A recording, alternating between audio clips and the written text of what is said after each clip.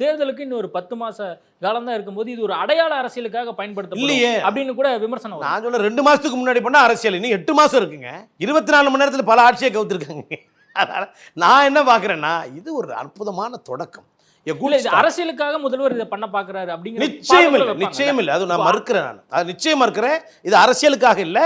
நாங்கள் உருவாக்கி இருக்கக்கூடிய அந்த மாற்றுத்திறனாளிகளுக்கான இடஒதுக்கீடு இருக்கு பாருங்க, அந்த இடஒதுக்கீட்டில் இன்னும் மாற்றுத்திறனாளி வரணும். அதாவதுங்க இன்ட்ரா பார்ட்டி பாலிடிக்ஸ்னு இருக்குது. முதல்ல ஒரு அமைப்புக்குள்ளே வரும்பொழுது தான் நான் பல இடத்துல அனுபவ ரீதியாக பார்த்துருக்கோம். இப்போ ஒரு ஒரு மாற்றுத்திறனாளி மேலே ஒருத்தர் ரொம்ப பாசமாக இருப்பாங்க. எப்படி அப்படின்னு கேட்டிங்கன்னா, ஏதோ ஒரு வகையில் ஒரு மாற்றுத்திறனாளியோட ஒரு தொடர்பாக இருந்திருப்பாங்க, கிளாஸ்மேட்டாக இருந்திருப்பாங்க, குடும்பத்தில் ஒருத்தங்க இருந்திருப்பாங்க.